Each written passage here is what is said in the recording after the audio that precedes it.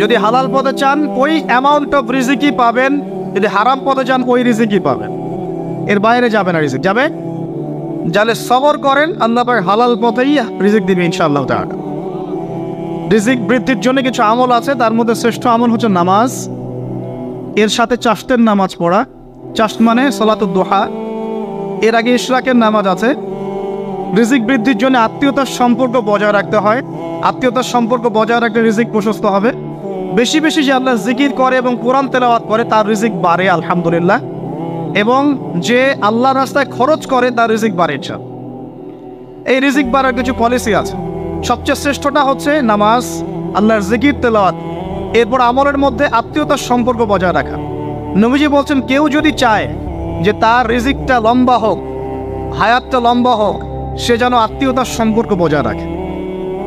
আত্মীয়তার সম্পর্ক এখন আস্তে আস্তে নষ্ট হয়ে যাচ্ছে না? খেয়াল করে দেখেন, আত্মীয়তার সম্পর্ক আপনি বজায় রাখবেন। মনে রাখবেন, আমি বারবার একটা কথা বলেছি আপনাদের ওয়াজ মাহফিলে, যে পৃথিবীতে যে কাজই করবেন আল্লাহর সন্তুষ্টির জন্য করবেন।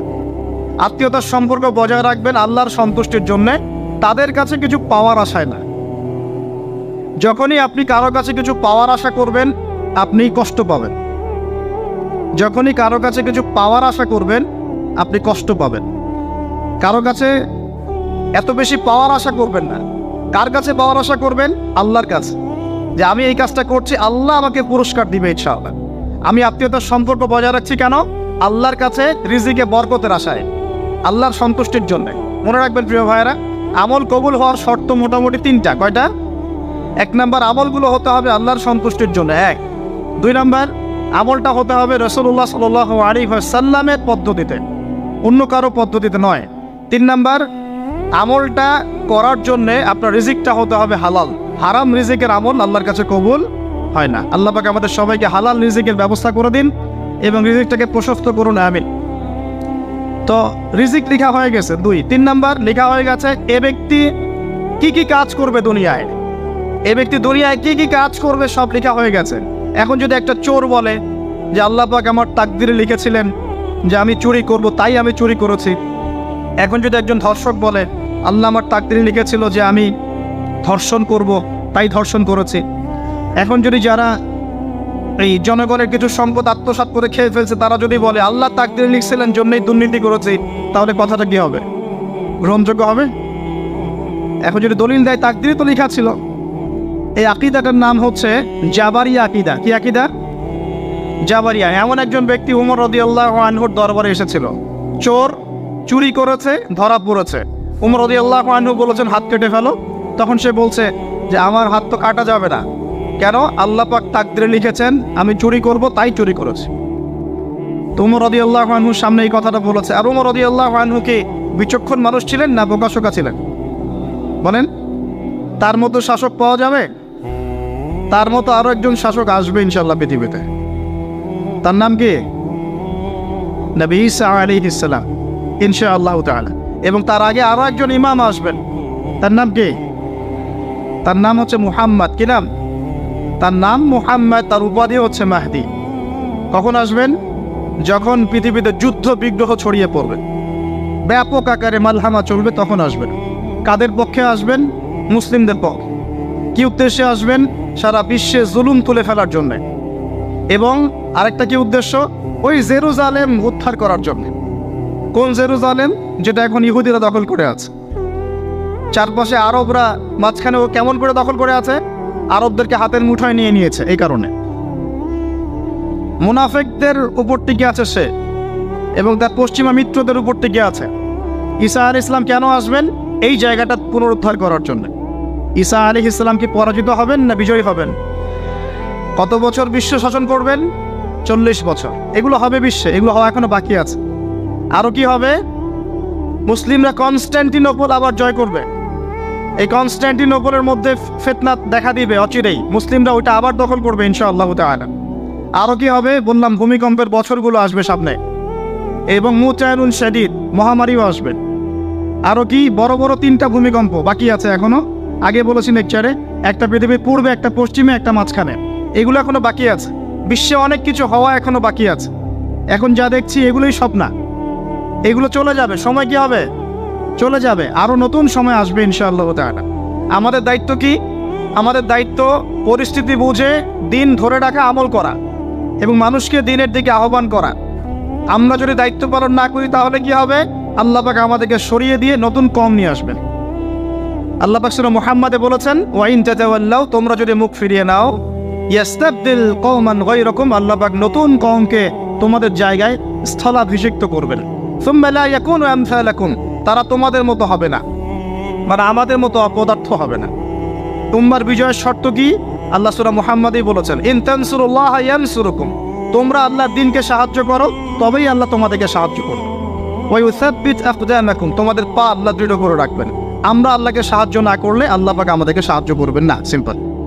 আল্লাহ পাক সূরা রাদের মধ্যে বলছেন, ইন্নাল্লাহা লা ইউগাইয়িরু মা বিকওমিন হাত্তা ইউগাইয়িরু মা বিআনফুসিহিম, আল্লাহ পাক কোনো কওমের অবস্থা ততক্ষণ পরিবর্তন করেন না যতক্ষণ না সেই কওম তার নিজের অবস্থার পরিবর্তনের চেষ্টা করে। তাহলে আমাদের পরিবর্তন কেন হচ্ছে না? কারণ আমরা নামাজ ছেড়ে দিয়েছি। 90% মুসলিমের দেশে কত পার্সেন্ট নামাজ পড়ে চিন্তা করে দেখবেন। আমরা কোরআন ছেড়ে দিয়েছি। 90% মুসলিমের দেশে কত পার্সেন্ট বিশুদ্ধ করে কোরআন তেলাওয়াত করতে পারে একটু খোঁজ নিয়ে দেখবেন। কোরআন শুমারি করে দেখেন, নামাজ শুমারি করে দেখেন, তাহলে বুঝতে পার। আর যারা কোরআন পড়তে জানে তাদের মধ্যে কত পার্সেন্ট কোরআনের অর্থটা বোঝে, এটা আরও বড় বিষয়। তারপরে আবার কারা মেনে চলে, এটা আরও বড় বিষয়। আর আমরা কতজন মানুষ দিন ইসলামকে সামগ্রিক দিন হিসেবে মানি, এটাও একটা বড় বিষয়। আমরা মানি ঠিকই, আংশিক। যেমন ইবাদত বন্দেগীর জীবনে মুসলমান, অর্থনৈতিক জীবনে গিয়ে আবার সুদখোর, এমন না বিষয়টা? ইবাদত বন্দেগীর জীবনে আমি পাক্কা মুসলিম, কপালে সেজদার দাগ আছে মাশাআল্লাহ, দাড়ি টুপিও আছে মাশাআল্লাহ, কিন্তু ব্যবসায় গিয়ে মাপে কম দিচ্ছি না, ব্যবসায় গিয়ে আমি আরাম ভেজাল দিচ্ছি কিনা, এরকম হচ্ছে কি না? হচ্ছে। কিন্তু সে কিন্তু মুসলিম এবং নামাজও পড়ে। তা আমাদের সমস্যা ভাই এখানে। এখন এই সমস্যাটা সলভ করলে ইনশাল্লাহ সব সমস্যা সলভ হয়ে যাবে ইনশাল্লাহ। সমস্যাটা কি? আমরা ইসলামটাকে আংশিকভাবে মানি, পরিপূর্ণ জীবনে ইসলাম বাস্তবায়ন করতে পারছি না। আমি আপনি হয়তো কেউই পারছি না। ফখর করলে বলার নাই যে আমি খুব পারছি, আসলে আমিও পারছি না। কারণ এই যুগে এটা পারাটা খুব ডিফিকাল্ট। এই যুগে পারাটা কি খুবই কঠিন, কিন্তু এটাই তো এই যুগের চ্যালেঞ্জ। নবীজি বলেছেন, তোমাদের সামনে এমন যুগ আসছে যে যুগে ঈমান ধরে রাখাটা হাতের মধ্যে আগুন ধরে রাখার মতো হবে। তবে সুসংবাদ ওই যুগে তাদের জন্যে যারা আমার সুন্নতকে আবার জীবিত করতে পারবে, যে আমার মৃত সুন্নতকে জীবিত করবে। আল্লাহ পাক ভালোবাসেন কিনা? তাহলে এই পুরো মহাবিশ্ব সৃষ্টি করে আল্লাহ পাক কি মহাবিশ্বের মধ্যে ভালোবাসা ছড়িয়ে দেন নাই? আল্লাহ রাব্বুল আলামিন 6 দিনে মহাবিশ্ব সৃষ্টি করে মহাবিশ্বের সব জায়গায় যার যার কাজ তাকে বুঝিয়ে দিলেন। কোন গ্রহ কি কাজ করবে, কোন সৌরজগৎ কেমন করে চলবে, দুনিয়া কিভাবে ঘুরবে, সূর্য কিভাবে উঠবে, চাঁদ কিভাবে আসবে, কোন মাখলুক কি কাজ করবে, ফেরেশতাদের কাজ কি হবে, ইত্যাদি ইত্যাদি। আল্লাহ পাক সমস্ত কাজ বুঝিয়ে দিলেন। সূরা আলিফ লাম মিম সেজদা, হামিম সেজদার মধ্যে আছে, পড়ে দেখবেন। আল্লাহ পাক পুরো মহাবিশ্বের দায়িত্ব বন্টন করে দিলেন। এবার আল্লাহ রাব্বুল আলামিন কি করলেন শোনেন। আল্লাহ রাব্বুল আলামিন বলছেন, এই পুরো মাখলুক কায়নাত সৃষ্টি করার পর আল্লাহ পাক তার রহমতকে 100 ভাগে ভাগ করলেন। কত ভাগে? আল্লাহ পাকের দয়া, রহমত, ভালোবাসাকে 100 ভাগে ভাগ করলেন। ভাগ করে মাত্র এক ভাগ আল্লাহ পাক পুরো মহাবিশ্বে ছড়িয়ে দিলেন, বলেন সুবহানাল্লাহ। বাকি 99 ভাগ রহমত আল্লাহ পাক তার কাছে রাখলেন। এই এক ভাগ ভালোবাসার কারণেই এই যে সন্তান কান্না করলে মায়ের বুক ফেটে যায়, সন্তান অসুস্থ হলে বাবার বুক ফেটে যায়, যেই বাবা সহজে চোখের পানি কাউকে দেখায় না, সেই বাবা জায়নামাজে দাঁড়িয়ে চোখের পানি ছাড়তে থাকে। এই এক ভাগ রহমতের কারণে আমরা দেখি যে রাস্তার কুকুর পর্যন্ত তার বাচ্চাকে চাটে, আদর করে, মহব্বত করে। এই এক ভাগ রহমতের কারণে আমরা আমাদের স্ত্রীদেরকে মহব্বত করি, স্ত্রীকে সুখে রাখার জন্য জীবনটা পর্যন্ত বিলিয়ে দেয়। সকাল থেকে রাত পর্যন্ত কোনো ক্ষেত্রে হারাম পথে যেতেও দ্বিধা করি না, স্ত্রী সন্তান সুখে থাক এই আশায়, তাই না ভাই? এই এক ভাগ রহমতের কারণে গাভী দেখবেন, গাভী তার বাচ্চাকে প্রসবের পর চাটে, গাটা চেটে পরিষ্কার করে দেয়। এই এক ভাগ রহমতে পুরো কায়নাত টিকে আছে। আর নবী সাল্লাল্লাহু আলাইহি ওয়াসাল্লাম বলছেন, বাকি 99% রহমত আল্লাহ পাক তার কাছে রেখেছেন। এই রহমত এবং ভালোবাসা দিয়ে আল্লাহ পাক কিয়ামতের মাঠে মানুষকে মাফ করবে ইনশাআল্লাহ। তার মানে বলে আল্লাহু আকবার, তার মানে আমরা আশা করতে পারি ইনশাআল্লাহ তাআলা আমরা আল্লাহর জান্নাত পাবো। ইনশাআল্লাহ পাবো কি না? শুধু একটা কাজ যদি উম্মত করতে পারে জান্নাত পাবে। বলে দেবো কোনটা? অনেক কাজই আছে কিন্তু স্পেশাল একটা কাজ, একটা। আল্লাহ রাব্বুল আলামিন মেরাজের রাতে তার নবীকে উঠিয়ে নিয়েছিলেন, উঠিয়ে নিয়ে কাছে নিয়ে আসছেন, একদম কাছে, আর যে আরশের কাছাকাছি। নবী সাল্লাল্লাহু আলাইহি ওয়াসাল্লাম বলছেন ওই সময় তার উপর 3টা স্পেশাল ওহী করা হয়েছে। কয়টা? 3টা। একটা হচ্ছে 50 ওয়াক্ত নামাজ। কত ওয়াক্ত? এটা কমতে কমতে কমতে কত ওয়াক্ত হয়েছে? 5। 5কেও কমানোর জন্য কোন নবী বলছিলেন? মুসা আলাইহিস সালাম বলছেন 5ও পারবে না, কমায় নিয়ে আসেন। 5ও যে পারবে না, মুসা আলাইহিস সালাম কেমন করে জানলেন? তার উম্মত 2 ওয়াক্ত নামাজ ফরজ। কয় ওয়াক্ত নামাজ ফরজ ছিল? ওই 2 ওয়াক্ত তার আদায় করতে পারে নাই। এই অভিজ্ঞতা থেকে তিনি বলেছেন যে আপনার উম্মত 5 ওয়াক্ত পারবে না। সত্যি না মিথ্যা কথাটা? আসলেই কি উম্মত 5 ওয়াক্ত নামাজ পড়তে পারছে? আচ্ছা, যাই হোক, আল্লাহ পাক আমাদেরকে পড়ার তৌফিক দান করুন। দ্বিতীয় ওহী হচ্ছে সূরা বাকারার শেষের 3টা আয়াত। কয় আয়াত? সূরা বাকারার শেষের 3 আয়াত ওহী করেছেন কে? আল্লাহ রাব্বুল আলামিন। কোনো ব্যক্তি যদি রাতের বেলা সূরা বাকারার শেষের 3টা আয়াত পড়ে সারা রাত ইবাদত করে নেকি পাবে ইনশাআল্লাহ। আর 3 নাম্বারটা হচ্ছে স্পেশাল, সেটা হচ্ছে আল্লাহ পাক বলেছেন, হে মুহাম্মদ সাল্লাল্লাহু আলাইহি ওয়াসাল্লাম, বলেন সাল্লাল্লাহু আলাইহি ওয়াসাল্লাম, তোমার উম্মতের কোনো ব্যক্তি যদি আসমান জমিনের সমান গোনা নিয়ে আমার সামনে দাঁড়ায়, আসমান জমিন সমান গুনাহ নিয়ে আমার সামনে দাঁড়ায়, কিন্তু আমার সাথে শিরকের পাপ নাই, আমার সাথে কোনো শিরকের পাপ করে নাই, ইনশাআল্লাহ আমি আল্লাহ তার সামনে আসমান জমিন সমান ক্ষমা নিয়ে হাজির হব ইনশাআল্লাহ। তার মানে আমরা যদি ইনশাআল্লাহ তাআলা শিরকের পাপ থেকে দূরে থাকতে পারি, ইনশাআল্লাহ আশা করা যায় আমরা আল্লাহর সন্তুষ্টি পাবো ইনশাআল্লাহ। এরপর আল্লাহ রাব্বুল আলামিন কি করলেন? আল্লাহ রাব্বুল আলামিন পুরো মহাবিশ্ব সৃষ্টি করে সব দায়িত্ব ভাগ করে দিলেন। ভাগ করে দেওয়ার পরে আল্লাহ পাক জান্নাত জাহান্নাম সৃষ্টি করেছেন কিনা? আচ্ছা, জান্নাত এবং জাহান্নাম কার কার জন্য সৃষ্টি করেছেন বলেন? জিন আর মানুষ। আচ্ছা, এখন জান্নাতের চেয়ে কি শান্তির কোনো জায়গা আছে? আচ্ছা, এই জান্নাত কার জন্য সৃষ্টি করেছেন? জিন আর মানুষ। আচ্ছা, তাহলে আল্লাহ পাক মানব জাতিকে ভালোবাসেন কিনা? ভালোবাসেন কিনা? আপনি যখন কাউকে ভালোবাসবেন তাকে সবচেয়ে সুন্দর গিফট দিতে চাইবেন কিনা? তার জন্য সবচেয়ে ভালোটা কিনতে চাইবেন কিনা? আল্লাহ পাক জান্নাত তৈরি করেছেন কাদের জন্য? আমাদের জন্য। তার মানে আল্লাহ পাক আমাদেরকে ভালোবাসেন কিনা? অবশ্যই বাসেন। আল্লাহ রাব্বুল আলামিন জাহান্নামও তো সৃষ্টি করেছেন। এখন যদি বলি যে তাহলে আল্লাহ পাক কি আমাদেরকে ভালোবাসেন না, জাহান্নামে কিভাবে দিবেন? উত্তরটা কি হবে তাহলে? উত্তর হচ্ছে এই যে যদি আল্লাহ না করুক কোনো ব্যক্তি জাহান্নামে যায়, তাহলে বুঝতে হবে সেই ব্যক্তি জাহান্নামে যাওয়ার যোগ্য ছিল বলেই জাহান্নামে গিয়েছে। কথা কি বুঝতে পারছেন? আর যদি কোনো ব্যক্তি জান্নাতে যায় তাহলে বুঝতে হবে সেই ব্যক্তির উপর আল্লাহ পাক দয়া করেছেন বলেই সে জান্নাতে গিয়েছে। মানুষ তার আমল দিয়ে জান্নাতে যেতে পারবে না, মানুষ তার আমল দিয়ে জান্নাতে যেতে পারবে না, আল্লাহর দয়া অনুগ্রহ দিয়ে জান্নাতে যাবে ইনশাআল্লাহ। আল্লাহ পাক আমাদের সবাইকে সেই দয়া অর্জন করার তৌফিক দান করুন। সামনে রহমত পাওয়ার একটা সুবর্ণ সুযোগ আসছে, সেটা হলো রমজান মাস। কি মাস? রমজান মাস। আমরা দোয়া করি আল্লাহ পাক আমাদের সবাইকে সুস্থতার সাথে রমজানের সবগুলো রোজা রাখার তৌফিক দান করুন। নবীজি বলেছেন এই মাসে যে ইবাদত করে তার গুনাহ মাফ করাতে পারলো না তার জন্য ধ্বংস। বলে নাউজুবিল্লাহ। আমরা তো রমজান আসার আগে দুনিয়াবি প্ল্যান করছি, রমজানে কিভাবে ব্যবসায় উন্নতি করব, রমজানে কিভাবে বেশি লাভ করব। হ্যাঁ, তো রমজান মাস হচ্ছে ইবাদতের মৌসুম। আল্লাহ পাক আমাদের সবাইকে রমজান মাসে 5 ওয়াক্ত নামাজ পড়ার তৌফিক দান করুন, কোরআন তেলাওয়াত করার তৌফিক দান করুন, কোরআন বুঝে পড়ার তৌফিক দান করুন, তারাবির নামাজ জামাতে পড়ার তৌফিক দান, এবং বেশি বেশি মানুষকে ইফতার করানোর তৌফিক দান করুন। যাদের যাকাত ফরজ হয়েছে যাকাত দিচ্ছেন না, আল্লাহর ওয়াস্তে রমজান মাসে যাকাত দিয়ে দিবেন ইনশাআল্লাহ। আর আমি কিন্তু আগেই বলেছি রমজান মাসে ভাই দ্রব্য মূল্যের দাম কিন্তু খুব চড়া ওঠানামা করবে। অতএব যাদের সামর্থ্য কম তাদের ঘরে ইফতার পৌঁছে দেওয়ার দায়িত্ব কার? যা আমাদের। যাদের সামর্থ্য আছে তারা, যারা সামর্থ্যবান নয় তাদের ঘরে ঘরে মাসের বাজার পৌঁছে দেবেন ইনশাআল্লাহ। আল্লাহ পাক তৌফিক এনায়েত করুন বলি আমি। এবার দেখেন আল্লাহ পাক সৃষ্টি করলেন আদম আলাইহিস সালামকে। তাকে এর আগে আল্লাহ পাক জিন জাতি সৃষ্টি করেছেন, আমি ওইদিকে যাচ্ছি না, আমি মানুষের কথা বলছি।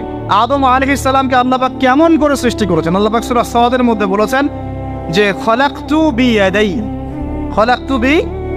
আমি আদমকে আমার হাত দিয়ে সৃষ্টি করেছি। কি দিয়ে? হাত দিয়ে। এটা কি ভালোবাসা বহিঃ প্রকাশ নয়? কিছু যুবক আল্লাহর কাছে দোয়া করেছিল। কি দোয়া করেছিল? রব্বানা, হে আমাদের প্রতিপালক, আতিনা মিন লাদুনকা রাহমা, আমাদেরকে আপনার পক্ষ থেকে রহমত দান করুন। ওয়া হাইয়িনা মিন আমরিনা রাশাদা, এবং আপনার পক্ষ থেকে আমাদের সমস্ত কাজগুলোকে আপনি গুছিয়ে দিন। আজকে থেকে 1000 বছর আগে দাকিয়ানুস বাদশার একটা সভ্যতা ছিল। এই বাদশা ছিল তৎকালীন সময়কার একজন জালেম শাসক। সে তার রাজ্যে শিরক প্রতিষ্ঠা করেছিল, আল্লাহ রাব্বুল আলামিনের তাওহীদকে উঠিয়ে দিয়েছিল। সে তার রাজ্যে নবী সাল্লাল্লাহু আলাইহি ওয়াসাল্লাম, তৎকালীন সময়কার যে নবী আলাইহিস সালাম, তার সুন্নাহকে উঠিয়ে দিয়ে নিজের মন গড়া আদর্শ বাস্তবায়ন করেছিল দাকিয়ানুস বাদশা। তো সেই বাদশার অধীনে থাকা 8 জন বা 9 জন উচ্চ পদস্থ কর্মকর্তার সন্তানকে আল্লাহ পাক হেদায়েত দান করেন, এবং তারাই ইতিহাসে আসহাবুল কাহফ হিসেবে পরিচিত আছেন। এই 7 জন বা 9 জন যুবক উচ্চ পদস্থ কর্মকর্তার সন্তান ছিলেন। তারা তাওহীদকে চিনতে শিখলেন, আল্লাহ রাব্বুল আলামিনকে চিনতে শিখলেন, শিরকের সাথে তাওহীদের আপোষ করলেন না, সুন্নতের সাথে চলমান জাহিলিয়াতের আপোষ করলেন না। এর ফলশ্রুতিতে তাদের উপর নির্যাতন নেমে আসলো। রাজা তাদেরকে 3 দিন সময় দিলেন। 3 দিনের মধ্যে যদি তোমরা তোমাদের ধর্ম ত্যাগ না করেছো, তাহলে তোমাদেরকে মৃত্যুদণ্ড দেওয়া হবে। সেই 7 জন বা 9 জন যুবক ওই রাষ্ট্রের মধ্যে কোনো অরাজকতা সৃষ্টি করলো না, বরং তারা সাইলেন্টলি সেই রাষ্ট্র থেকে চলে গেল। সেই ফিতনাপূর্ণ জাহেলি পরিবেশ থেকে নিজেরা আস্তে করে সরে গেল, সেখানে কোনো রকম ফাসাদ সৃষ্টি করলো না। যাওয়ার সময় তারা একটা কুকুরকে সাথে নিয়েছিল, যেই কুকুর বছরের পর বছর তাদেরকে পাহারা দিয়েছে গুহার মধ্যে। চলতি পথে একটা গুহায় তার আশ্রয় নিয়েছিল, যে গুহার মধ্যে তারা ঘুমিয়ে পড়ে, এবং আল্লাহ রাব্বুল আলামিন 309 বছর পর তাদের ঘুম ভাঙান। 309 বছর পর যখন ঘুম ভাঙলো, তারা ক্ষুধার্ত ছিলেন। একে অপরকে জিজ্ঞাসা করছিলেন যে কেম লাবিসতুম, তোমরা কতদিন ঘুমিয়েছ? একজন বলছিল লাবিসনা ইয়াওমান আও বা'দা ইয়াওম, আমরা হয় একদিন ঘুমিয়েছি বা একদিনের কিছু অংশ ঘুমিয়েছি। যাই হোক, তারা ক্ষুধার্ত ছিলেন, তাদের পকেটের মধ্যে কিছু মুদ্রা ছিল, আর সেই মুদ্রা বর্তমান সময় চলমান মুদ্রার মতো ছিল না। বর্তমান সময়ে যে চলমান যে মুদ্রাগুলো আছে, যেখানে গোল্ড এবং সিলভারের কোনো অনুপ্রবেশ নাই, যদিও বা কোরআন এবং সুন্নায় গোল্ড এবং সিলভারের কয়েনের কথা আছে, তবে পশ্চিমা সভ্যতা এটাকে হারাম করে দিয়েছে। আর পশ্চিমা সভ্যতা কোনো কিছুকে হারাম করে দিলে সেটা সারা বিশ্বেই হারাম হয়ে যায়, আর পশ্চিমা সভ্যতা কোনো কিছুকে হালাল করে দিলে সারা বিশ্বেই সেটা হালাল হয়ে যায়। পশ্চিমারা যদি বলে পর্দা হারাম, বিশ্ববাসী বলবে হারাম হারাম। তারা যদি বলে পর্নোগ্রাফি, জেনা হালাল, সবাই বলবে হালাল হালাল। এখন মানুষ আল্লাহর ইবাদতের চেয়ে পশ্চিমাদের ইবাদত বেশি করে। আর এটা বলে রাখি, সূরা তাওবার 31 নম্বর আয়াতে আল্লাহ পাক বলেছেন, কেউ যদি আল্লাহ পাকের হালালকে হারাম করে নেয় আর আল্লাহ পাকের হারামকে হালাল করে নেয়, এটাকে আল্লাহ পাক কুফরি এবং শিরক বলেছেন। তো দাকিয়ানুস বাদশার যুগটাও ঠিক এমনই ছিল। তো তারা যখন সেই মুদ্রাগুলো নিয়ে বাজারে গেল খাবার কেনার জন্যে, তখন তাদেরকে অ্যারেস্ট করা হলো। কি অভিযোগে? অভিযোগটা হচ্ছে যে তারা গুপ্তধন পেয়েছে, এই অভিযোগে। কিন্তু বাস্তবিক অর্থে তারা কোনো গুপ্তধন পায় নাই। তারা বলছিল আমরা গতকাল মাত্র এখান থেকে বের হয়েছি, আজকে রাতটা এই গুহায় আশ্রয় নিয়েছিলাম, এতটুকু তারা বলছে। যাই হোক, তথ্য প্রমাণ যাচাই করে দেখা গেল যে তারা যে ঘুমিয়েছিল এতে প্রায় 309 বছর অতিবাহিত হয়ে গেছে, এবং এখন যে বাদশা ক্ষমতায় আছে সে আলহামদুলিল্লাহ একজন তাওহীদপন্থী মানুষ। সে আল্লাহকে বিশ্বাস করে, নবী রাসূলকে বিশ্বাস করে, আল্লাহ পাকের ঐশী গ্রন্থকেও বিশ্বাস করে। তবে ওই সমাজের মানুষ একটা বিষয়কে বিশ্বাস করে না, সেটা হলো মৃত্যুর পর পুনরুত্থান, রিজারেকশন যেটা আমরা বলি, মৃত্যুর পর পুনরুত্থান, এই বিষয়টাকে তারা স্বীকার করে। আল্লাহ রাব্বুল আলামিন মাত্র 9 জন যুবকের মধ্য দিয়ে পুরো একটা নেশনকে শিক্ষা দিলেন যে মৃত্যুর পর পুনরুত্থান সত্য। যে আল্লাহ রাব্বুল আলামিন 309 বছর ঘুম পাড়িয়ে রেখে জীবিত করতে পারেন, নিঃসন্দেহে সে আল্লাহ রাব্বুল আলামিন লক্ষ কোটি মানুষকে 1000 বছর পরেও জীবিত করতে পারবেন ইনশাআল্লাহ। এতে করে ওই পুরো সমাজটাই তাওহীদপন্থী হয়ে গেল আলহামদুলিল্লাহ। এই হলো আসহাবুল কাহফের ঘটনা, খুব সংক্ষিপ্ত করে বললাম। এই আসহাবুল কাহফ তারা কিন্তু উচ্চ পদস্থ কর্মকর্তার সন্তান ছিলেন এবং তারা ছিলেন যুবক। তারা কেউ কাউকে চিনতেন না, কিন্তু আল্লাহ পাক তাদের মধ্যে একটা হৃদয়ের বন্ধন দিয়ে দিয়েছিলেন এবং তারা ওই রাষ্ট্রে কোনো ফাসাদ সৃষ্টি করেন নাই, কোনো অরাজকতা সৃষ্টি করে নাই, তারা ভাঙচুর করে নাই, তারা হরতাল করে নাই, অবরোধ করে নাই, কিচ্ছু করে নাই। তারা তাওহীদের দাওয়াত দিয়েছে, মানুষ কবুল করে নাই। তাদেরকে আলটিমেটাম দেওয়া হয়েছে, দিন পরিবর্তন করো, না হলে তোমাদেরকে মৃত্যুদণ্ড দেওয়া হবে। তারা আসছে এ করে সেখান থেকে চলে গিয়েছে, জাহেলিয়াত থেকে টোটালি ডিসকানেক্ট হয়ে গেছে। এরপর আল্লাহ পাক তাদেরকে এমন একটা ঘটনা ঘটালেন যাতে করে পুরো একটা সভ্যতা হেদায়েত পেয়ে গেল আলহামদুলিল্লাহ। শুধু তাই নয়, এই ঘটনা কোরআনে থাকবে আর কোরআন কিয়ামত পর্যন্ত থাকবে ইনশাআল্লাহ। যত মানুষ কোরআন তেলাওয়াত করবে ইনশাআল্লাহ সবাই এই ঘটনার আলোকে হেদায়েত পাবে ইনশাআল্লাহ। তো দেখুন, অল্প কিছু মানুষকে দিয়ে আল্লাহ পাক বড় কমিউনিটিকে হেদায়েত দিতে পারে। তাদের দোয়াটা আমরা সবাই করি আজকে। তারা দোয়া করেছিল, রব্বানা আতিনা মিন লাদুনকা রাহমা ওয়া হাইয়্ লানা মিন আমরিনা রাশাদা। ঠিক একই যুগ আবারও এসেছে ঘুরে ফিরে, সময় পরিবর্তন হতে থাকে। আমরা একটা কথা বলি, ইতিহাস পড়তে গিয়ে পড়াতে গিয়ে, যে হিস্ট্রি রিপিটস ইটসেলফ। আমরা বলি যে ইতিহাস নিজেই নিজের পুনরাবৃত্তি ঘটায়। ঠিক ওর অনেক ঘটনা ঘটেছিল নমরুদের সময়ও। নবী ইব্রাহিম আলাইহিস সালাম তাওহীদপন্থী, নমরুদ তাওহীদপন্থী নয়। সে মনে করে যে সেই হচ্ছে এই পুরো মহাবিশ্বের রব। আল্লাহ রাব্বুল আলামিন ইব্রাহিম আলাইহিস সালামের মাধ্যমে তাকে তাওহীদের দাওয়াত পৌঁছালেন, সে কবুল করল না। আল্লাহ রাব্বুল আলামিন সামান্য যে বলে মশা, ক্ষুদ্র একটা মশা দিয়ে নমরুদকে শেষ করে দিলেন। আল্লাহ পাক সব করতে পারেন। ইতিহাস এভাবেই পুনরাবৃত্তি ঘটিয়েছে আদ এবং সামুদ জাতির ক্ষেত্রেও। আদ জাতির লোকের অনেক লম্বা লম্বা ছিল, ফিজিক্যালি অনেক স্ট্রংলি বিল্ড। তারা পাহাড় কেটে বাড়িঘর নির্মাণ করত। সামুদ জাতীয় ঠিক এরকমই ছিল, তারা পাহাড় পর্বত কেটে বাড়ি নির্মাণ করত। আল্লাহ রাব্বুল আলামিন হুদ আলাইহিস সালামকে পাঠালেন, সালিহ আলাইহিস সালামকে পাঠালেন দাওয়াত দেওয়ার জন্য। তারা দাওয়াতি কাজ করলেন, কম দাওয়াত গ্রহণ করলো না। ইল্লা কলিলাম মিনহুম, অল্প কিছু মানুষ ইসলাম কবুল করলো, বাকিরা বেশিরভাগই করলো না। আল্লাহ রাব্বুল আলামিন এই বিশাল কওমটাকে, যারা বলতো মান আশাদ্দু মিন্না কুওয়া, আমাদের চেয়ে শক্তিশালী আর কে আছে, তারা এই কথা বলতো। কোরআনে কথা বলছে, কোরআন বলছে, তারা বলতো মান আশাদ্দু মিন্না কুওয়া, আমাদের চেয়ে শক্তিশালী আর কে আছে। এখন এই স্লোগানগুলো আমরা ওয়ার্ল্ড অ্যাফেয়ার্স ঘাটলে দেখতে পারি না? বিভিন্ন পরাশক্তি বলছে আমাদের চেয়ে শ্রেষ্ঠ আর শক্তিশালী কে আছে। এই কথাটাই বলেছিল আদ এবং সামুদ জাতি। আল্লাহ পাক এদেরকে এমনভাবে ধ্বংস করেছেন যেন খেজুর গাছ উপড়ে ফেললে যেমন করে পড়ে থাকে, আদ জাতির লোকরা বাড়ির মধ্যে এভাবে পড়েছে। মাত্র 6 দিন এবং 7 রাতের মধ্যে আল্লাহ পাক আদ জাতিকে ধ্বংস করেছে। আর সামুদ জাতিকে আল্লাহ পাক ধ্বংস করেছেন বজ্রপাত দিয়ে, প্রচণ্ড বজ্রপাত দিয়ে, মুহূর্তে একটা কম শেষ। আল্লাহ পাক সব করতে পারেন। ইতিহাস এভাবেই পুনরাবৃত্তি ঘটিয়েছে। ফেরাউনের যুগে চলে যান, মূসা আলাইহিস সালাম একই দাওয়াত দিয়েছেন আল্লাহ রাব্বুল আলামিন। আল্লাহ পাকের পক্ষ থেকে তাওহীদ দিয়ে তিনি ফেরাউনকে দাওয়াত দিয়েছেন যে লা ইলাহা ইল্লাল্লাহ, আল্লাহ ছাড়া কোনো ইলাহ নাই।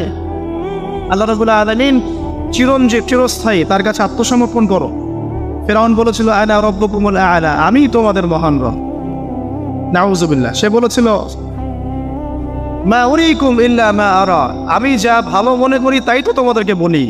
ওয়া মা আহদিকুম ইল্লা সাবিলার রাশাদ, এবং আমি তোমাদেরকে শুধু সৎপথ দেখাই। ফেরাউন এই কথা বলেছে।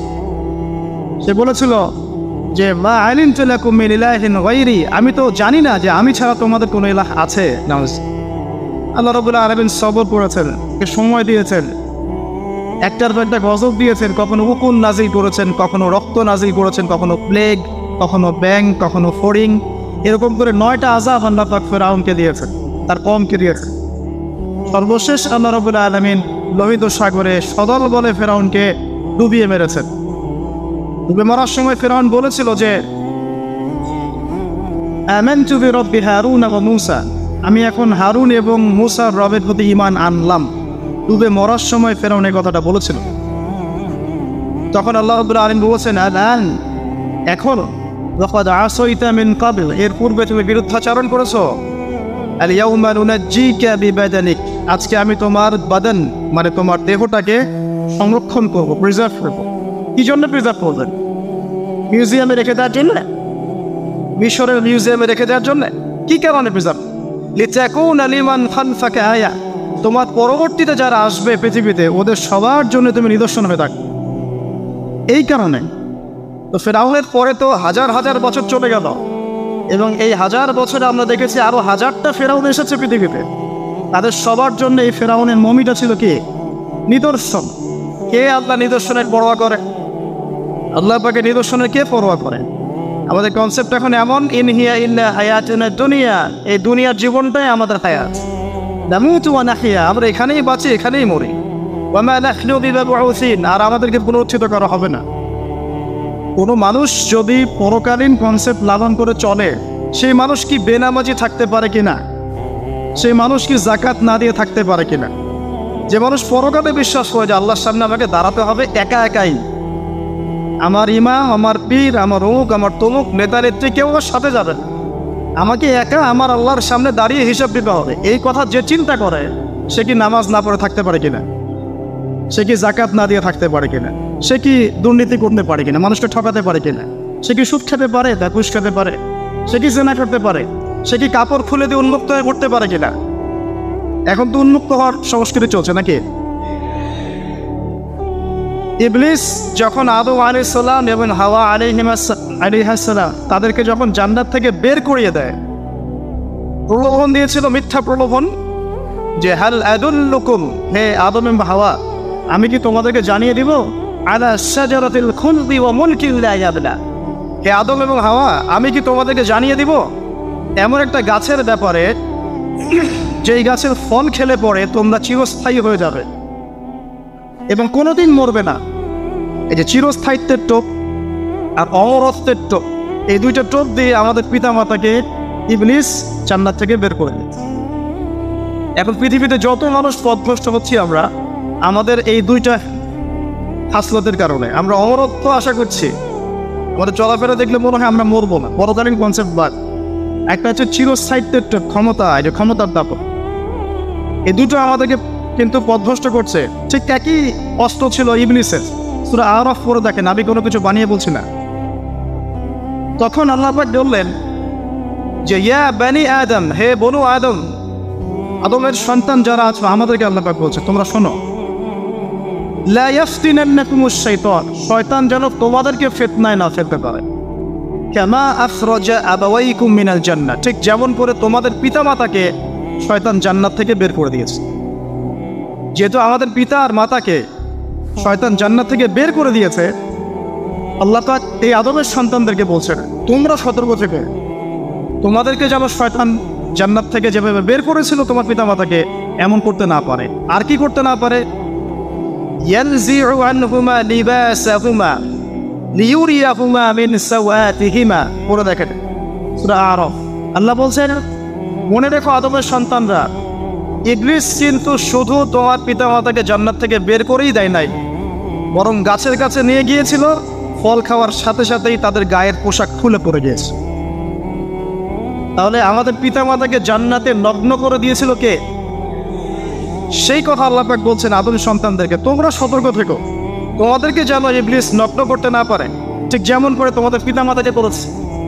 তাহলে এখন যে পুরো বিশ্ব জুড়ে নগ্নতার যে সংস্কৃতি চলছে এরা কার এজেন্ডা বাস্তবায়ন করছে বুঝতে পারছেন? কোরআন পড়ে পৃথিবীতে যত সভ্যতা চলে গেছে, ব্যাবিলনের সভ্যতা, চাইনিজদের সভ্যতা, তারপরে যে আমাদের মাও সেতুং, ইতালির মুসোলিনি, এদিকে জ্যাপন সার্তে, এদিকে আপনার ফিডেল ক্যাস্ট্রোর কথা বলেন, ওই পশ্চিমা সভ্যতা বাদ দিয়ে যত বড় বড় সভ্যতা রিনাউন্ড সবার পোশাক ছিল শালীন। আমি চ্যালেঞ্জ করলাম, বুঝে দেখেন চাইনিজদের পোশাক দেখেন, আগেকার পোশাক, 1000 বছর আগের পোশাক, শালীন পোশাক। তারা কিন্তু মুসলিম ছিলেন না। আপনি এই ব্যাবিলনের সভ্যতা দেখেন, ব্যাবিলনের সভ্যতা অনেক প্রাচীন, প্রাচীন না? এই সভ্যতার পোশাক দেখবেন, দেখবেন এটা অশালীন পোশাক ছিল না।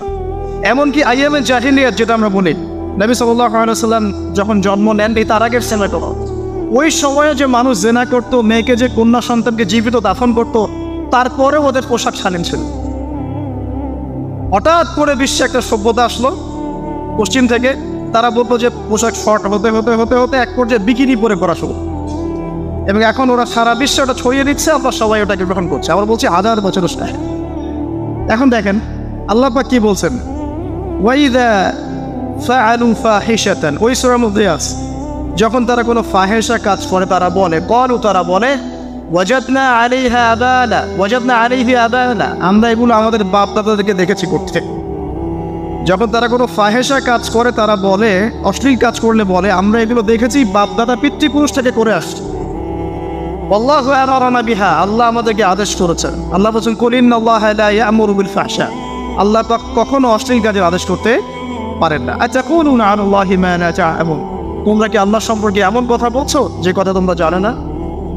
আল্লাহ কিসের আদেশ করেন? আল্লাহ বলছেন, কুল আমারা রাব্বি বিল কিসত, এর নবী বলে দিন আল্লাহ পাক আদেশ করেন ন্যায়ের, ন্যায় বিচারের আদেশ করেন। ওয়া আকিমু ওয়ুজুহাকুম ইনদা কুল্লি মসজিদ, এবং প্রত্যেক নামাজের ওয়াক্তে নিজের চেহারাটাকে একনিষ্ঠভাবে আল্লাহর দিকে ফেরাবে, এই আদেশ আল্লাহ পাক করেন।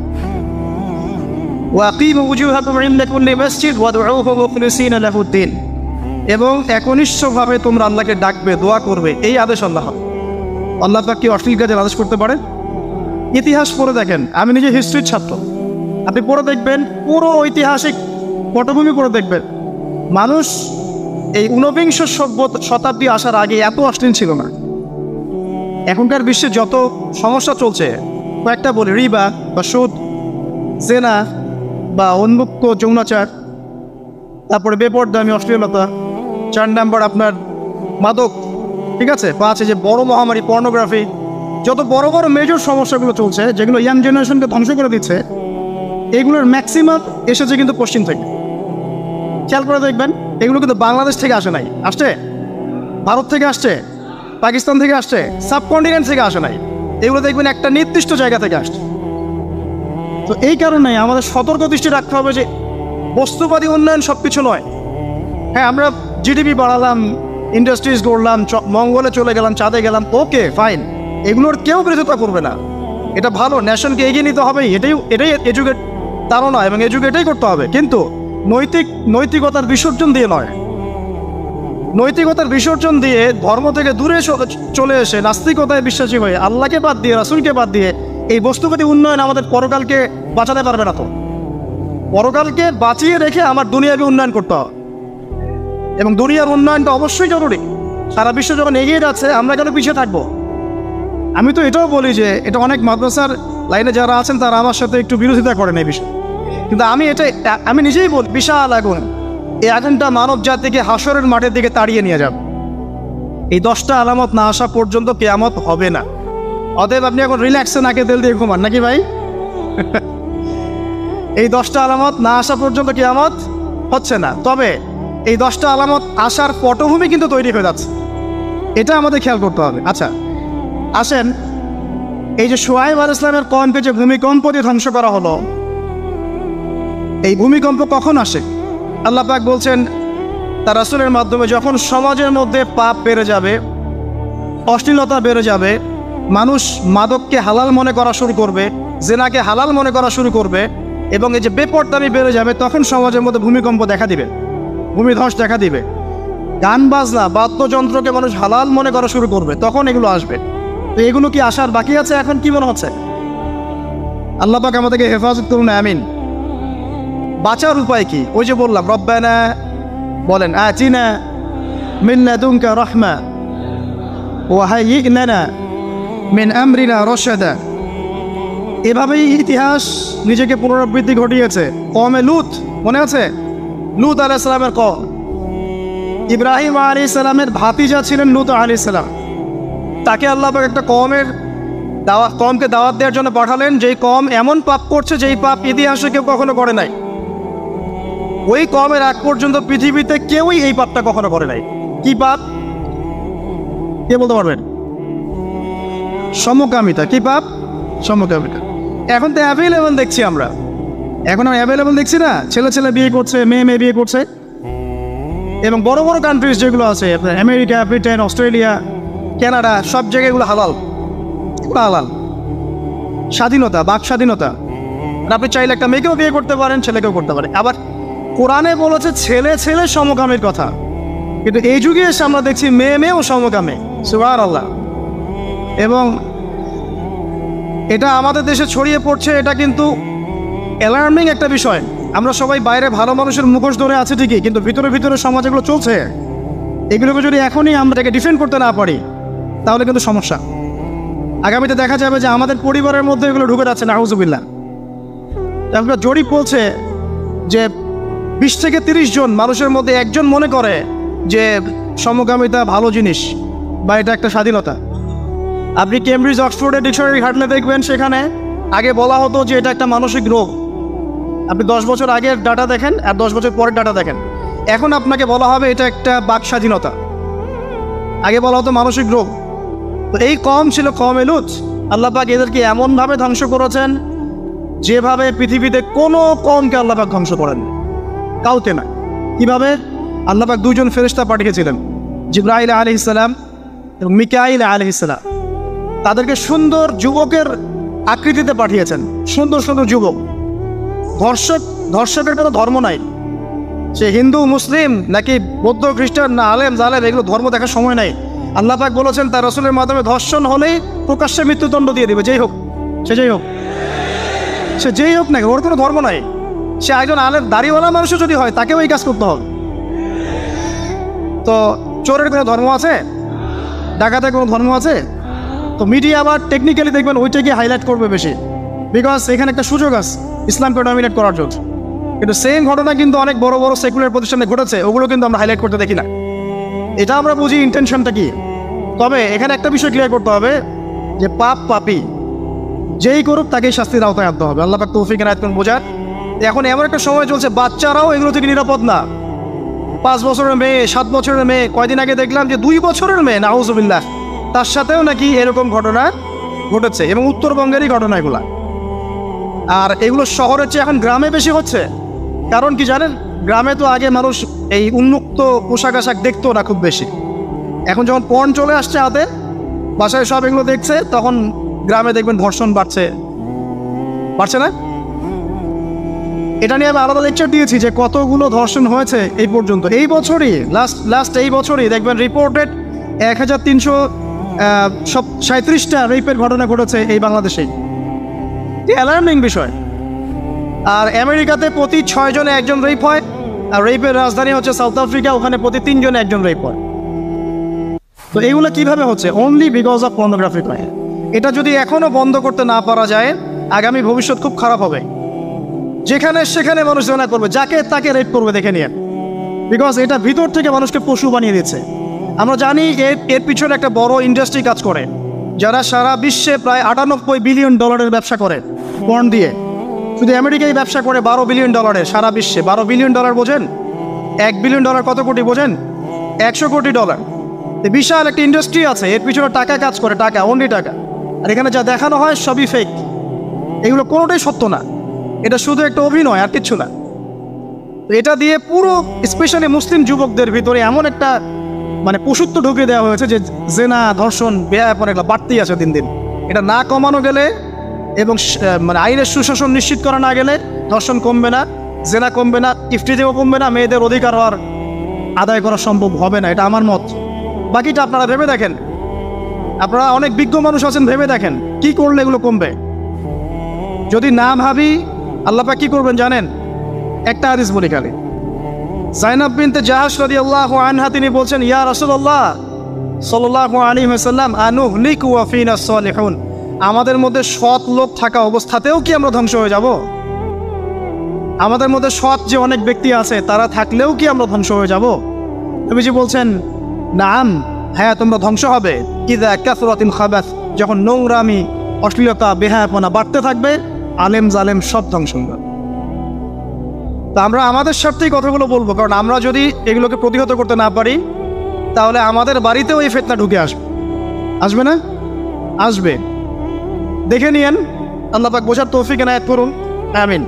কওমে লূতকে আল্লাহ পাক কি করেছেন? সুন্দর বালকের রূপে এই জিবরাইল আর মিকাইল আলাইহিস সালামকে পাঠিয়েছেন। এখন লূতের লোকরা বলছে যে তোমার ঘরে যে মেহমান দুজন এসেছে ওদেরকে আমাদেরকে দাও। নাউজুবিল্লাহ। বুঝতে পারেন নাই? তোমার ঘরে যে দুজন মেহমান এসেছে ওই দুজন মেহমানকে নিতে এসেছে। লূত আলাইহিস সালাম বলছেন যে আমার হাউলাই বানাতিন কুনতুম ফাইলিন, তোমাদের যদি বিয়ে করার ইচ্ছা থাকে, আমার মেয়েরা আছে, তাদেরকে বিয়ে করো প্রয়োজনে। একজন নবী তার মেয়েকে বিয়ে দিতে যাচ্ছেন, তাও তোমরা এই পথে যেও না। তখন এই কওমে লূতের লোকরা বলছে তুমি খুব ভালো করেই জানো হে লূত আমরা কি জন্য এসেছি।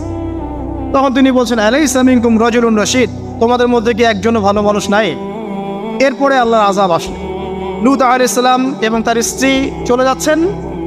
তার স্ত্রী কিন্তু আবার ঈমানদার ছিলেন না, সে পিছনে ফিরে বারবার দেখছে। নূহ আলাইহিস সালামের স্ত্রী যেমন ঈমানদার ছিলেন না, লূত আলাইহিস সালামের স্ত্রীও তেমনি ঈমানদার ছিলেন না। নবীর স্ত্রী হওয়া সত্ত্বেও তারা কিন্তু জাহান্নামে যাবে, নাউজুবিল্লাহ। তো এই লূতকে ধ্বংস করেন আল্লাহ পাক। কওমে লূতকে এভাবে ফেরেশতার পাখা দিয়ে ওই পুরো জায়গাটাকে উঠিয়ে নিয়ে মাটিতে আবার ধসিয়ে দেওয়া হচ্ছে। এই জায়গাটা এখন নিদর্শন হয়ে আছে। জর্ডানের পাশে দেখবেন যে ডেড সি, একটা মৃত সাগর আছে না, ওইটা ছিল সেই জায়গা। এখানে সাদুম গোত্র থাকতো। সাদুম, এই কওমের নাম ছিল সাদুম। এরা সমকামী ছিল। এখন আপনার জন্য আমার নসিহত হচ্ছে, নবী সাল্লাল্লাহু আলাইহি ওয়াসাল্লাম বলেছেন আমি শেষ জামানায় আমার উম্মতের উপর কিছু বিষয় ভয় করি যে এগুলো আমার উম্মতের মধ্যে ঢুকে যাবে, আমি আশঙ্কা করে ঢুকে যাবে। কি বিষয়? এক নাম্বার, যে আমি আশঙ্কা করি যে আমার উম্মতের মধ্যে মূর্তি পূজা ঢুকে যাবে, মুসলিম কিন্তু স্ট্যাচু ওয়ার্শিপ করবে। দুই, আমি আশঙ্কা করি আমার উম্মতের মধ্যে রিয়া ঢুকে যাবে। রিয়াটা কি? লোক দেখানো আমল। রিয়া কি? লোক দেখানো আমল। আমি আশঙ্কা করি যে আমার উম্মতের মধ্যে সমকামিতা ছড়িয়ে পড়ে নাই। এগুলো নবী সাল্লাল্লাহু আলাইহি ওয়াসাল্লাম আশঙ্কা ছিল। দেখেন সবগুলো এখন বাস্তব হয়ে গেছে। আল্লাহ রাব্বুল আলামিন এই সমকামিতার পাপ থেকে আমাদেরকে হেফাজত করুন, আমিন। এভাবেই ইতিহাস রিপিট হয়েছে। আল্লাহ পাক এদেরকেও ধ্বংস করেছেন। এর আগে আল্লাহ পাক নূহ আলাইহিস সালামের কওমকেও ধ্বংস করেছেন। কি কারণে? তারা এই যে ইয়াগুস, ইয়াউক, নাসর এরকম কিছু স্ট্যাচু ওয়ার্শিপ করত। এক পর্যায়ে আল্লাহ রাব্বুল আলামিন 950 বছর দাওয়াত দিয়েছেন নূহ আলাইহিস সালাম তার কওমকে। 950 বছর দাওয়াত দেওয়ার পরেও তার কওম যখন আল্লাহর আনুগত্য করলো না, আল্লাহ রাব্বুল আলামিন মহা প্লাবন দিয়ে তাদেরকে ধ্বংস করে দিয়েছে। এভাবেই যুগে যুগে ইতিহাস রিপিট করেছে। আমাদের নবী মুহাম্মদ সাল্লাল্লাহু আলাইহি ওয়াসাল্লামের সময়ও এই হিস্ট্রিটাই ছিল। আবু জাহেল, আবু লাহাব, উতবা, সাইবা যারা ছিল তারা মূলত সমাজটাকে দ্বিখণ্ডিত করে ফেলেছিল, খণ্ডে খণ্ডে ভাগ করে ফেলেছে। ডিভাইড অ্যান্ড রুলের মতো সমাজে সুদ ছড়িয়ে দিয়েছিল, জেনা ছড়িয়ে দিয়েছিল, পরকীয়া ছড়িয়ে দিয়েছে এবং শিরক ছড়িয়ে দিয়েছে এবং গোত্রীয় হানাহানি চলছেন। এরকম একটা অবস্থায় নবী সাল্লাল্লাহু আলাইহি ওয়াসাল্লাম ওই সমাজের মধ্যে আসেন নবী হিসেবে। এসে মাত্র 23 বছর সময় নিয়েছেন। কত বছর? মাত্র 23 বছর। আমাদের তো সমাজ সংস্কারের শতাব্দী পার হয়ে যাচ্ছে। একটা রেভলিউশন দেখবেন শতাব্দী পার হয়ে যাচ্ছে, কিন্তু কোনো আলটিমেট রেজাল্ট নাই। নবী সাল্লাল্লাহু আলাইহি ওয়াসাল্লাম 23 বছর সময় নিয়েছেন, মাত্র 23 বছর।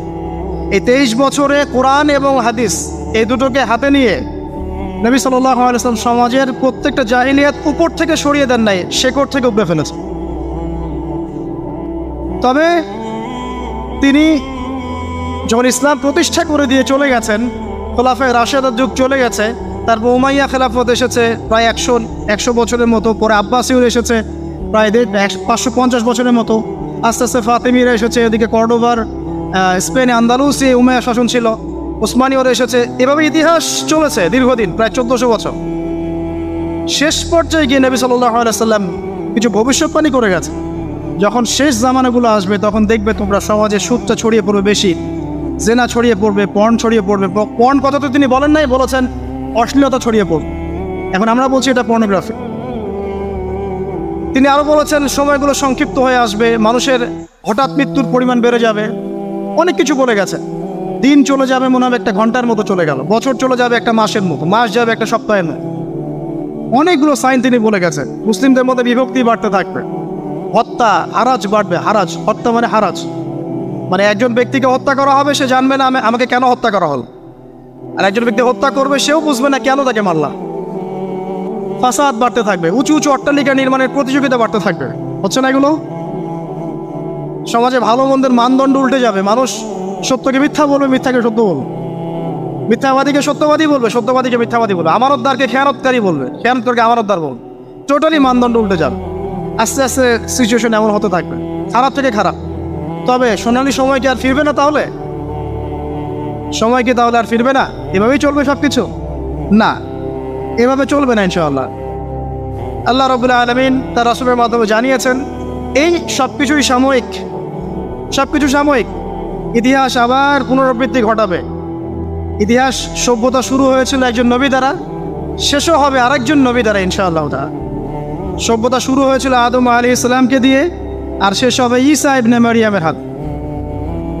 শেষ জামানার সবচেয়ে ভাইটাল ক্যারেক্টার হচ্ছেন ঈসা ইবনে মারিয়াম। ইমাম মাহদী নন, ইমাম মাহদী সবচেয়ে ভাইটাল ক্যারেক্টার নন।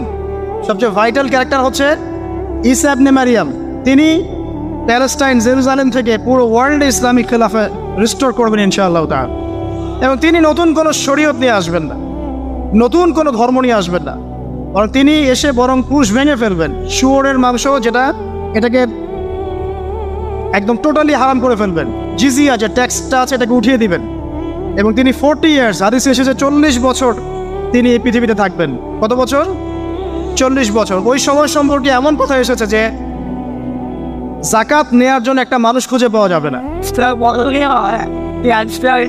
আসতে কতদিন এটা আমরা বলতে পারবো না, এটা আল্লাহ পাক জানেন, আল্লাহ জানেন। এটা কতদিন এটা আমরা বলতে পারবো না, এটা বলার অধিকারও আমাদের নাই, বিকজ এটা গায়েবের বিষয়। আলামতগুলো আস্তে আস্তে আস্তে আস্তে ওইদিকে যাচ্ছে। এখন তিনি আজকেই আসুন আর কালকেই আসুন, ইমাম মাহদী আজই আসুক আর কালই আসুক, আপনার আমার দায়িত্ব চেঞ্জ হবে না। দায়িত্ব কি চেঞ্জ হবে? খুব সংক্ষেপে 2 মিনিট সময় নিচ্ছি যে আমরা যে কোনো সিচুয়েশনেই আমাদের দায়িত্বটা কি আসে। 1 নাম্বার কথা হচ্ছে ভাই, যে বড় পরিসরে চিন্তা বাদ দিয়ে আগে ছোট পরিসরে আসেন। নিজের ব্যক্তি জীবনে আগে ইসলাম প্রতিষ্ঠা করেন। নিজে আগে পড়াশোনা করি, দিনের জ্ঞান অর্জন করেন, পড়াশোনা করেন, যে লাইনেই পড়াশোনা করছেন করেন, কিন্তু ইসলামটাকে, ইসলামের ফরজ, ওয়াজিব, সুন্নত, মুস্তাহাবগুলো শেখেন। ডাক্তার, ইঞ্জিনিয়ার হওয়ার কোনো আপত্তি নাই, বড় পলিটিশিয়ান হন, ইকোনমিস্ট হন, কোনো আপত্তি নাই, বাট ইসলামের বেসিক নলেজটা অর্জন না করে মৃত্যুবরণ করেন না আল্লাহর ওয়াস্তে। 2 নাম্বার, কোরআনকে সময় দেন, কোরআনটাকে স্টাডি করেন, হাদিসটা স্টাডি করেন। আল্লাহ পাক তৌফিক দান করুন, আমিন। এরপরে আমল বাড়িয়ে দেন, আমলটা বাড়ায় দেন। এখন সময় থাক 100 বছর আর 500 বছর বা 2 বছর, আমল বাড়ায় দেন। আপনার আমল আপনার সাথেই, কেউ কারো কবরে যাবে যাবেন। অতএব আমল বাড়িয়ে দেওয়ার চেষ্টা করি, আল্লাহ পাক তৌফিক দান করুন। আমল বাড়ানোর সবচেয়ে সেরা পদ্ধতি হচ্ছে রাসূল সাল্লাল্লাহু আলাইহি ওয়াসাল্লামের সুন্নাহ মতো জীবন গড়া, নবীর সুন্নাহ মতো জীবন গড়া। প্রত্যেকটা কাজ রাসূল সাল্লাল্লাহু আলাইহি ওয়াসাল্লামের সুন্নাহ মতো করেন, ইনশাআল্লাহ প্রতিটা কাজই নেকি হবে ইনশাআল্লাহ। আর কি বাড়াবো? আদর্শ পরিবার। এটা বারবার আমি একটা কথা বলি যে আদর্শ পরিবারের কোনো বিকল্প নাই। পারিবারিক আদর্শ, পারিবারিক মূল্যবোধ সবচেয়ে বড় শিক্ষা। এই শিক্ষাটা অন্য জায়গায় আপনি পাবেন না। সো পারিবারিক আদর্শটা ঠিক করার চেষ্টা করি আমরা। আমাদের বাচ্চাদের প্রতি সচেতন হই, কার সাথে মিশছে, কি করছে, ওদেরকে ডিভাইস এডিক্টেড হতে দিয়েন না, এত সহজেই স্মার্টফোন ওদের হাতে তুলে দিয়েন না। বাসায় ছোট ছোট মেয়েদের ব্যাপারেও সচেতন হন, তাদের ব্যাপারেও খেয়াল রাখেন, তাদেরকে নিরাপত্তায় রাখেন। পর্দা, এটা তো বলতেই হবে, এটার কোনো বিকল্প নাই। যে যাই বলুক না কেন, আপনার ইজ্জত সম্মান আপনার কাছেই, এর কোনো বিকল্প নাই। রাসূল সাল্লাল্লাহু আলাইহি ওয়াসাল্লাম এবং আল্লাহর বিরুদ্ধাচারণ করে আপনি প্রগতি অর্জন করতে পারবেন না, আপনি উন্নতি অর্জন করতে পারবেন। পারতে পারেন, সেটা বস্তুবাদী, পরকালে এর কোনো অস্তিত্ব থাকবে? থাকবে না। আর কি করতে পারি আমরা? আমরা হালাল অর্থনীতি সার্চ করতে পারি। হারামে যারা যারা আছে আজকে তওবা করি, আজকের এই লেকচার যাদের কানে যাবে, আমরা দোয়া করি আল্লাহ পাক সবাইকে হারাম রিজিক থেকে ফিরিয়ে নিয়ে আসুন। আমি বারবার একটা কথা বলি ভাই, আপনার আমল নামায় যতটুকু রিজিক আছে এর একটা দানা না খেয়ে আপনি মৃত্যুবরণ করবেন না, আপনার মৌত হবে না। এখন আপনার রিজিকটা আপনি কি অবৈধ পথে চাচ্ছেন না বৈধ পথে চাচ্ছেন, এটা আপনার ডিসিশন। আপনি যদি বৈধ পথে চান, ওই পরিমাণ রিজিক আপনাকে খাওয়াবেন আল্লাহ পাক, তারপর মৃত্যুবরণ করবেন। আর যদি অবৈধ পথে চান, সেটাই খাওয়াবেন, খাওয়ায় মৃত্যুবরণ করবেন। আপনি ডিসিশন নেন কোন দিকে যাবেন। আর রিজিকের মালিক আল্লাহ আমরা খালি মুখে বলি, মনে কিন্তু বিশ্বাস করি না। মনে যদি বিশ্বাস করতাম তাহলে আমরা কিন্তু কখনো সুদের ধার ধারতাম না, আমরা ঘুষ দুর্নীতি করতাম না। কারণ আমরা করছি কেন? মনে করছি যে আমি এটা করলে রিজিক বাড়বে। আর আপনি যাদের জন্য এই কাজগুলো করছেন, আপনার স্ত্রী, আপনার সন্তান, আপনার পরবর্তী প্রজন্ম 40 দিন সময় নেবেন আপনাকে ভুলে যেতে।